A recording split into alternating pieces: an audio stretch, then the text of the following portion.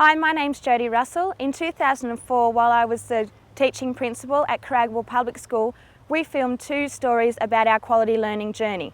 The first is about introducing quality learning into a multi-age school, and the second is about using the PDSA cycle to improve the quality of our local park.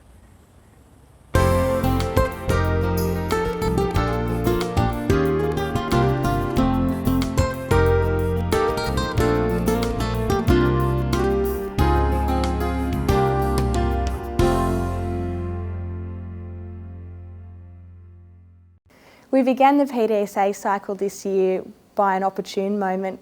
One Friday morning when we were about to do sport, Miss Russell decided that we should go for a walk up to the park. At recess time, Andrew brought up the topic that there was vandalism at the park and thought that the school should try and have a go at getting rid of it. When we jogged up to the park, Miss Russell had another idea that we should clean up the rubbish as well as the vandalism. When the students came back, we started to look at the PDSA cycle, which they're quite familiar with. From there on, we started PDSA Cycle on the topics of vandalism and rubbish. Who were the people that were involved, who the park affected and how. Who are the key stakeholders? Kids from the community, tourists, visitors and Wenshire members. We decided that the school as a whole, the staff and the students, and also the school community would be great to work on the cycle because it was so community based. Who will work on this quality improvement cycle? Caragabal school members in the community. We had to then use a process to establish the opportunity for improvement. We used a P3T to see what the opportunity was. We wrote down the ideas and then we passed it on, and they underlined the words that were the best, and we came up with to keep our park clean and tidy, safe and free from vandalism. Students then conducted a silent brainstorm on who the clients were and what they needed. Clients are the community kids and the visitors and the tourists. The community kids need shelter, safe ground, safe equipment. The visitors and the tourists need toilets with locks, clean facilities and a safe environment. What we did to get all the ideas, we sat in a circle and Miss Russell asked, what do the community kids need and what do the tourists need? And we just went around in a circle and said if we had an idea, what they would need, and if we didn't, we'd just say pass. We then moved on to looking at our vision of excellence. We did a bone diagram to see what was there and what we wanted to be there. Some of the things now that's there is it's messy, it's vandalised, there's broken glass, bad toilets. But it also had fun equipment and a slippery dip and a tyre swing, which were things that they really enjoyed. We want to be happening in the future is safe, clean sitting areas, clean, no glass and better toilets. Some of the things that'll help us get there is community support, shire support, money, regular checking, tourists, advertising signs. And what's going to not get us there is vandals, litterers, no money and not regular checking. Study the current situation. What is the current approach? Who looks after the equipment and the maintenance, the Wenshire? Who cleans up the toilets and the waters the gardens, volunteers? Who cleans up the rubbish? The school and the community twice a year. We decided that we needed to collect some information before we started the improvement process. The data and information needed. Rubbish. How much and how often? And then the vandalism. What was vandalised, when it happened and how it happened. How will they be collected and displayed? So we decided for the rubbish that we would go up once a week and count the rubbish and graph the results over a month period. And for the vandalism, we were going to take photos to show what the vandalism looked like. We took pictures of vandalism and then put them on a piece of papers. There were scratches on the tunnel and slippery dip.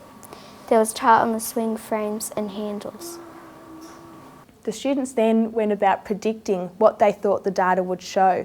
One day before we went to collect the rubbish, we had to predict how much there would be. We thought the most would be paper, cigarettes and glass. On a Friday, Caragabal School would walk down to the Caragabal Park and collect all the rubbish. Everyone had to pick up some rubbish and put it in the bin and show the person who's writing it down and mark it off on a check sheet. We started doing this on the 28th of May and finished on the 18th of June 2004. When we came back to school, we would graph the check sheet onto our large graph. To keep all the information together, we used a line graph. The most rubbish collected was cigarette butts and pieces of paper. We have a visual representation of everything that was collected in the park over a month, which means when we get up to the do part in the cycle, we'll be able to make comparisons about what extra rubbish has been collected and why it's there. The fishbone diagram is about how the rubbish got into the park. I thought this part of the process was quite insightful, and the students started to really understand why the rubbish was in the park. The tourists can't find the bin, rain flowing from other places, wind is blowing bins over. Students then had to analyse the causes why the vandalism in the park had occurred. To do this, they used the 5 whys. We use this as a group process. Analysing the causes of vandalism, the 5 whys. Why is our park vandalised? Because people don't respect it. Why? People are bored and they have nothing to do. Why? The people who are vandalising the park don't want others to have fun. Why? The vandals can have fun and they don't think about others. Why? The vandalisms are selfish. So the children were really getting to the main cause of the problem with both the rubbish and the vandals using the fishbone and the 5 whys. To select a developer theory for improvement, we used a Gantt chart. The Gantt chart was very useful in this part of the process because we were able to list down the left-hand side all of the tasks that needed to be completed and then assign weeks for parts of the term that we were going to complete those tasks. First, we had to investigate how to clean it up in week 2, term 3. In week 3, term 3, we would find a product and buy it to clean up the vandalism. In week 6, term 3, we had to think of prevention ideas for the vandalism. We had to check regularly just in case there was a lot more rubbish on the ground. We had to discuss with the police the record of vandalism there at the park and how we can get rid of it. We then had to predict what we thought would happen after we cleaned up the vandalism. We did this by using a student survey. We surveyed a student from the classroom and asked them what they think will happen with the vandalism and rubbish in the future. Here's some questions we asked them. This is a survey example what we had to do. How much vandalism do you think there will be week 10, term 3?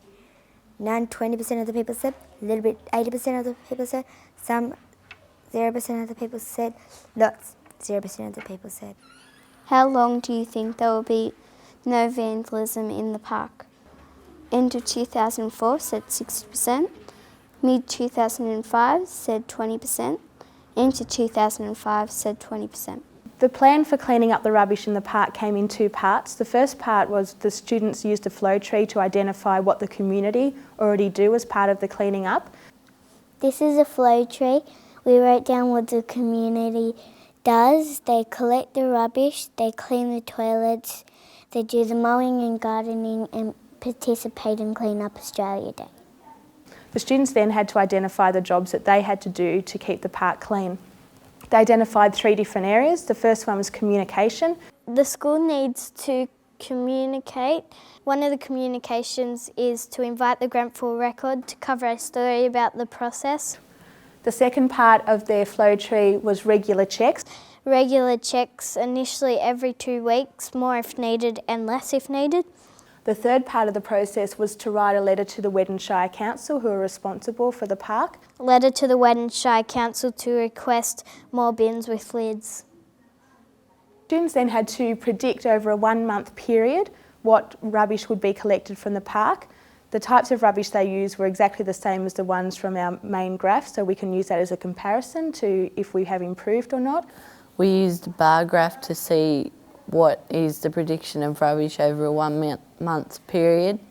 We split up into 3 groups, the 10 of us, and we all said that the most would be cigarette butts and glass, and the least would be the ones that we didn't see much of, like hairbands, foam, books and tiles and plastic. We used a lotus diagram to write a letter to the Wednesday Council of Grenfell, and we decided to use a lotus diagram because it plans out all your work for you. You put your address first, then you put who you're writing to, and then you put the date, then the year. Then you put the opening statement, which just says the main idea that you want. We wrote in the letter that we want a bin with lids on it and a fence.